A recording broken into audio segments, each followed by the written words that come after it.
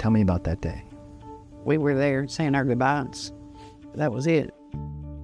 We felt like we were doing the right thing as a family, and they were trying to kill him. We had made the decision to remove him from life support because we were told, he was brain dead. What you are watching is the Honor Walk. It's one of the most revered traditions in a hospital. It's when family, friends, and staff all pay their respects as someone is wheeled off to give the ultimate gift, donation of their organs. It's okay. Sometimes they Except this man, T.J. Hoover, was still very much alive. So out of respect for more and for the patients, trying to see if we can stop recording at this point. I think organ donation is a beautiful, life-saving gift when it's done ethically. I was just scrolling through TikTok about different kind of donation stories, and there was a little search bar across the bottom that said he woke up during his honor walk. So I watched it, and the people looked familiar, the hospital looked familiar, and I said, this is our donor. I don't know if it makes me more sad or pissed off. I don't know. It's a very emotional thing for me because nobody should have to go through that.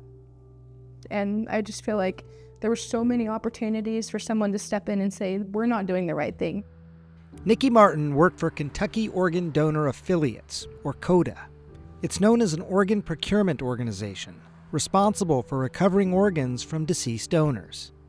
Nikki was so disturbed by what happened to TJ that she penned a letter to Congress, trying to bring more attention to cases like his. I believe in organ donation and have devoted much of my life to it. However, in too many parts of the country, like Kentucky, it's unsafe, and I'm pleading with the government to change that.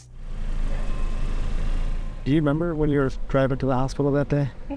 What did you hear that sort of triggered as the alarm bells? The tracking with his eyes and moving around, trying to pull his tube out, trying to move his hands away, just all of the reflexes that he had. Normally, our DCD donors don't have those kinds of reflexes, and they're not awake, and they're not conscious of what's going on. So it was kind of really shocking for all of us to know that CODA's admin was pushing to continue. Is this money?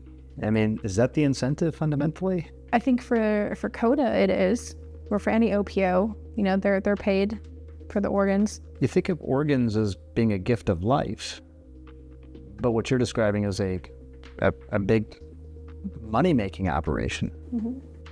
And that's really, you think, what sort of incentivized that push? Yes. In a statement to CNN, Network of Hope said that CODA does not, quote, receive financial incentives based on the number of organs recovered, and that its focus is on compassion, not on pressure. Baptist Health Hospital wrote to CNN that they work closely with our patients and their families to ensure patients' wishes for organ donation are followed. And CODA said it reviewed the case and remains confident that accepted DCD practices and approved protocols were followed. When asked about the specific accusations by Nikki, CODA said she was not present in the hospital and added, this case has been inaccurately represented by individuals never involved in the case. So we did track down someone who was in the operating room that day and did see what happened firsthand. Her name is Natasha Miller. She's a transplant perfusionist, and I'm driving to see her now. From what I understand, he was mouthing the word no and pushing hands away and things like that. Yes, he was very aware. The pronouncing physician comes in, and when she comes in, she walks back out and she says, I'm not doing this. I'm not doing this case. I don't feel comfortable. The organ coordinator that was there, she steps out to call the supervisor at the time to tell him that the pronouncing physician was refusing to do the case. She said that he was yelling at her, telling her she needed to find another physician to come. And she's like, there is no one. There's no one else to come do this case.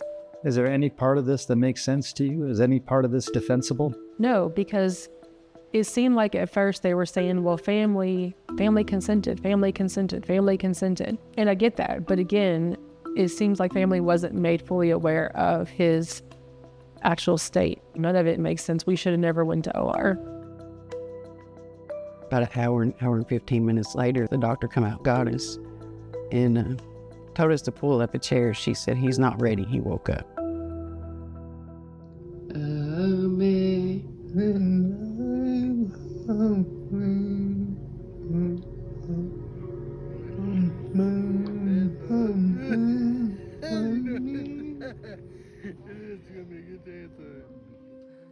That's right.